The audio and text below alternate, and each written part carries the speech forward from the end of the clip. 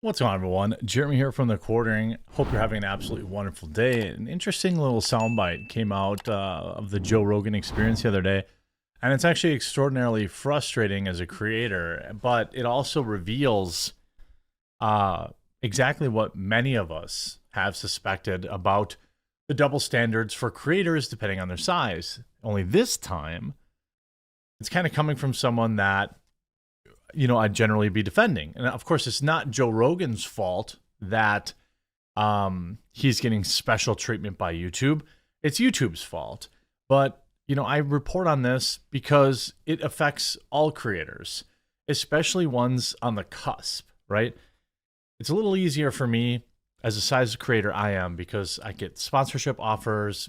People are joining as a member right down there, down below. There's a link in the description. I'm going to cover all the membership benefits later today in a video.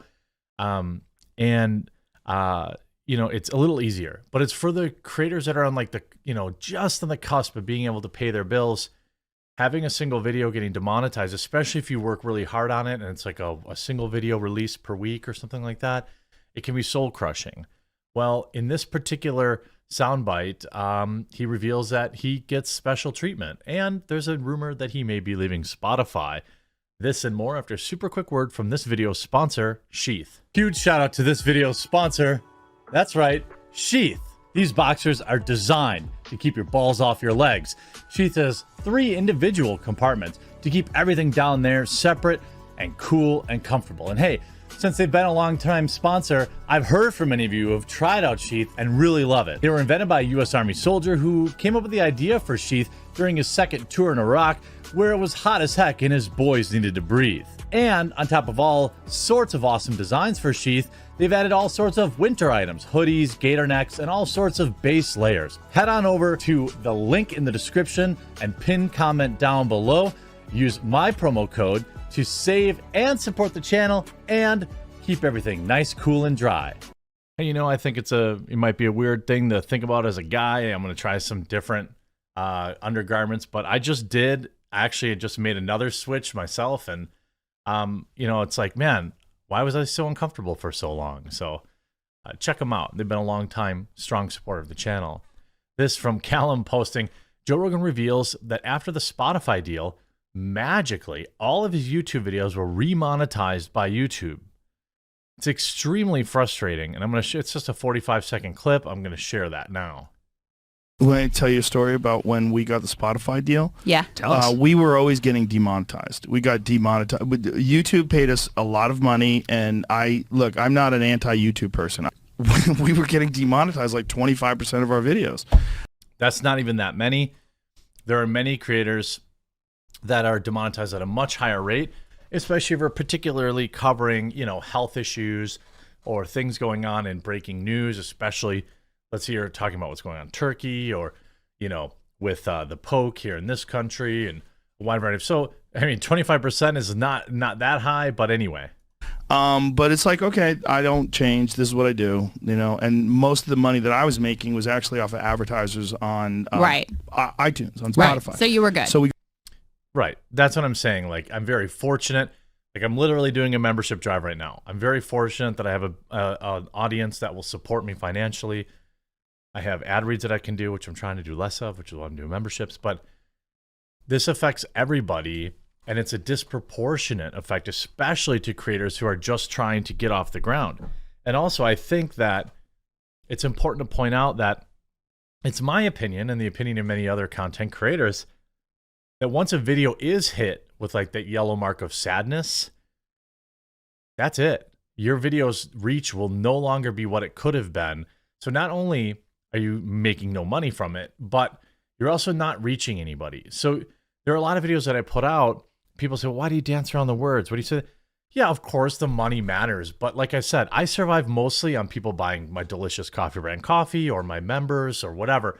The YouTube ad revenue for me is less and less of a part of how I survive.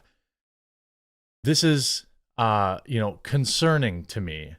We go over to Spotify, and then magically all our demonetization stops. Really? Because they wanted to get They wanted to get the money before we left. So that's fascinating. Right, Jamie? Did we have... That's enraging. It's not fascinating. It's enraging. Now, again, I'm not mad at Joe Rogan, but this is unfair. Just because he has a big audience doesn't mean he should have to live by his own set of monetization rules. Have any of them that were demonetized after the Spotify? There might have been like one. That is fascinating. Maybe one if we had Alex Jones. Yeah, on I was or gonna say. something. I was just gonna say that. They're like, So in this revelation here, again, he talks about, living by his own set of terms of service. Now, there's a lot of people that often confuse. For example, you have like The Tonight Show or, these big corporate media giants that seem to still have ads on their videos when they're talking about the type of stuff that none of us could actually talk about, that if we talked about it, we would be yeetus deletus off the platform. But they also have their own ad networks, so that, I guess, from what I understand, they kind of run their own ads. If it's a video that, YouTube says is not okay, CBS, NBC, ABC, they have their own ad group that people are buying ads from them, so they can run whatever ads that they want that, runs outside of the YouTube kind of terms of service rules. Or, obviously the standalone ad reads like I did in this video for Sheath, they're very important. They're kind of the most important thing to somebody who covers like breaking news and things of that nature. But Joe Rogan basically admits, hey, YouTube just said, whatever you talk about, totally good.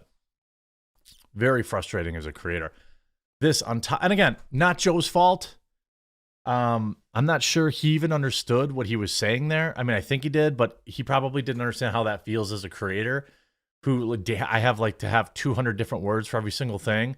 This guy can talk about everything in the plainest terms to make his videos easy to understand and not worry about having to have his reach limited or his finances affected negatively. It sucks. This on top of a new report today, Spotify now denying a report, though, that Joe Rogan could bolt streaming giant this year.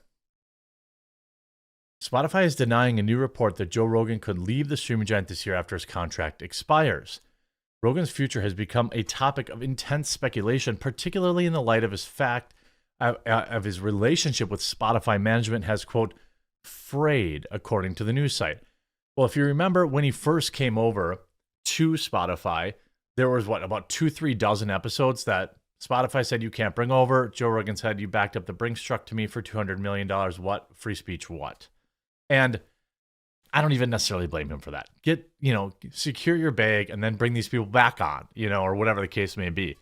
But then there were more and more videos that were kind of getting deleted here and there. More videos, disappearing. And maybe that's kind of gotten on his nerves a little bit. We don't know behind the scenes, what kind of rules and regulations he's having, what hoops he's having to jump through. Certainly, Spotify CEO Daniel Ek and him have some sort of good relationship, or that I would expect. He seems to speak highly of him. Now, the news site claimed that over the weekend, Rogan could bolt Spotify and take his estimated 11 million listeners with him as a star podcaster's contract. The Sweden-based audio platform is due to run out later this year. When reached by the Post, a spokesperson for Spotify disputed the reporting, insisting that Rogan's contract does not expire this year. A Semaphore spokesperson said the Post said that the news site updated its original story with a link to the New York Times article from last year, which claimed the contract ran for 3.5 years with a possibility of more. In late 2020, Rogan, the stand-up comedian and MMA announcer whose podcast Rogan Experience, got his $200 million deal. I don't know where on earth he would go. I mean, a lot of people like to kid and talk about Rumble. I don't think Rumble has this kind of money. 200 million guaranteed. And, I don't know if his entire audience would just, a lot of people would say, oh, well, maybe they find it, they fund it. They figure out how to make it happen, and they tell Joe Rogan he can talk about whatever he wants to talk about, and he can have on whatever kind of guests he wants to have. Even if he could come close, they did make an offer of 200 million, and they spaced it out, and they did make kind of a specific offer. I'm not sure that he would go to Rumble Spotify already has like kind of the audio stuff baked in. But I can tell you, as somebody who used to watch Rogan clips all the time on YouTube, I never watch them anymore. The only place I see and consume Joe Rogan clips is on Twitter, which is where I saw this video. And that's not like I'm mad at Joe Rogan. I just don't use Spotify. I'm not a Spotify user. My experience with Spotify is that, it's kind of woke trash, although they've kind of stood by Joe in various, situations. So it's interesting. Last year, Rogan's frustration with the public demands to curb what he can say on the podcast boiled over, prompting him to threat to quit the streaming giant. Quote, "I will quit if it gets to a point where I can't do this anymore, where I have to do it in some sort of weird way, where I have to walk on eggshells." Yeah, welcome to my world, Joe. "And mind my P's and Q's. F that," Rogan said during a March 22nd episode. Well, I mean, you put $200 million in the bank. That's more money than anyone could ever dream of, not to mention the checks you get from the MMA and all your stand-up and stuff like that. The guy's fine, and I'm happy for him. Secure that bag, make that money. Not upset about that whatsoever. But it's interesting to me, here's another report say Joe Rogan's contract is about to expire with Spotify. If it is, that doesn't necessarily mean that he would leave. Like, just because his contract expired doesn't mean he wouldn't renew it. I mean, what if they toss another 200 milli his way, or 300 milli, or 100 milli? These are all numbers that none of us, I can't even fathom $1 million. To have 200 million is like, if somebody told me, Jeremy, we're going to give you $1 million a year to do what? I don't know how many shows a week he does, a couple shows a week. Like, are you kidding me? The difference between that and 200 million is like, I don't even, I don't even understand it. So I don't know why he would leave. He's gotten a lot of controversy and stuff of that nature, but that's what actually helps him grow. The YouTube clips used to really help him grow, but I hardly ever see them on YouTube. Maybe it's just my algorithm now.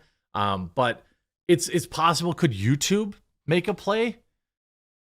Sure, perhaps.